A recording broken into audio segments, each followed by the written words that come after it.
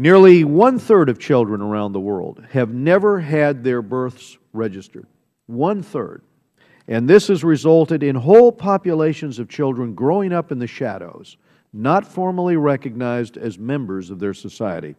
These children cannot prove their age, their parentage, their citizenship, and that, of course, complicates their ability to attend school or receive health services.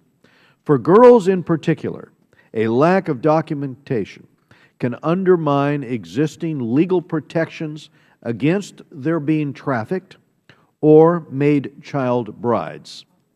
And as they grow up, girls without an official identity face especially high barriers to education and to entrepreneurship.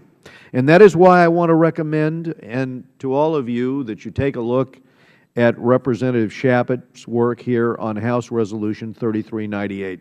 It is called the Girls Count Act.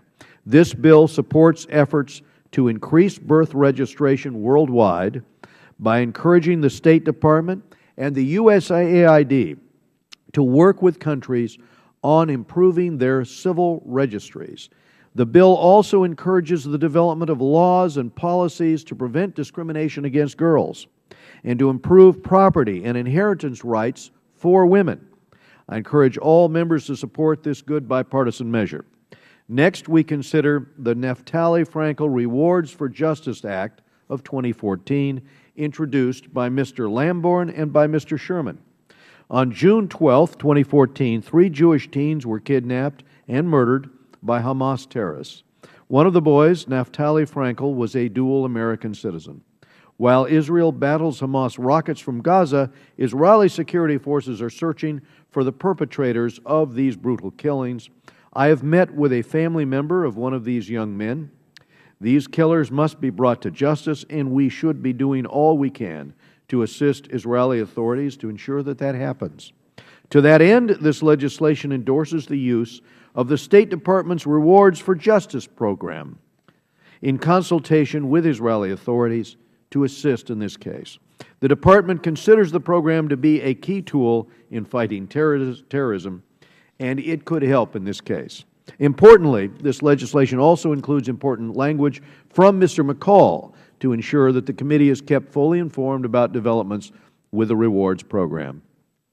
Next, I want to thank Ranking Member Engel for his leadership in authoring H.R. 5235, the Emergency Iron Dome Replenishment Act.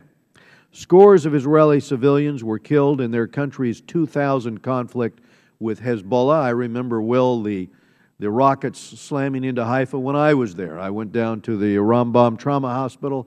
There were 600 victims in that one hospital alone.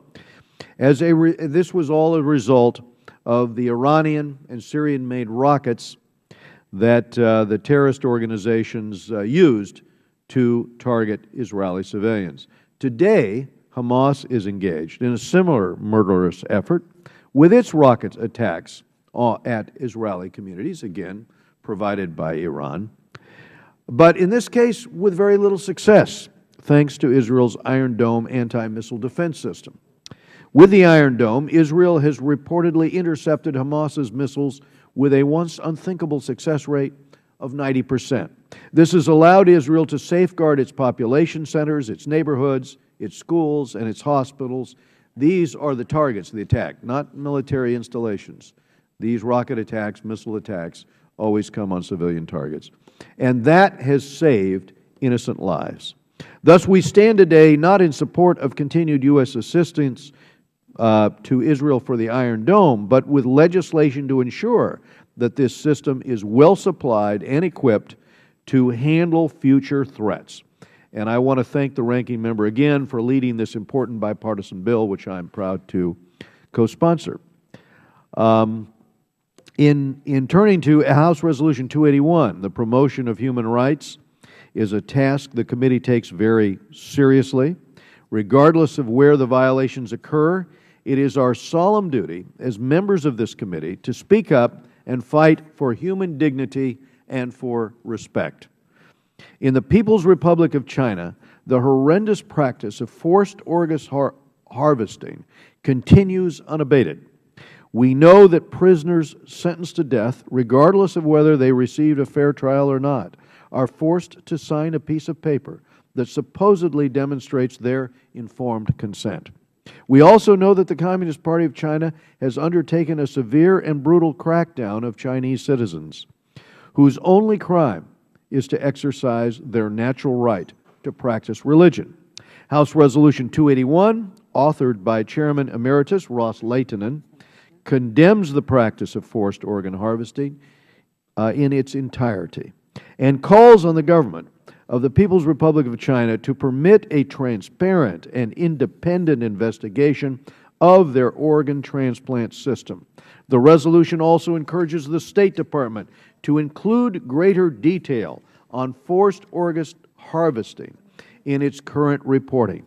Finally, just as importantly, this resolution encourages medical professionals to educate their patients about the dangers of transplant tourism. The amendment in the nature of a substitute, the manager's amendment here, builds upon the changes made by the Asia-Pacific Subcommittee. These changes are non-controversial and have the support of Falun Gong practitioners. And I want to thank my colleagues, Mr. Chris Smith and Mr. Dana Rohrbacher, for your helpful input. Finally, we turn to House Resolution 663, introduced by Mr. Vargas from California. This committee and the Terrorism and Middle East subcommittees have been very active on the crisis in Iraq. For months, we have sounded the alarm to the administration over ISIS's increasing strength and threat that ISIS poses to Iraq, to the region, and to U.S. interests. Allowing terrorists to grow to military strength has real deadly consequences, and few are feeling the terror of that reality more than the Christians of Mosul. Mosul Christians have worshipped in the city for over 1,600 years, but they now have been given an ISIS ultimatum: convert or die. Most have fled to Iraqi Kurdistan, where they continue to live in jeopardy. This resolution reaffirms Americans' commitment to the universal right of religious freedom for all and urges the U.S. Department of State and the Kurdish regional government and the Iraqi government to protect groups facing such peril under the current ISIS offensive.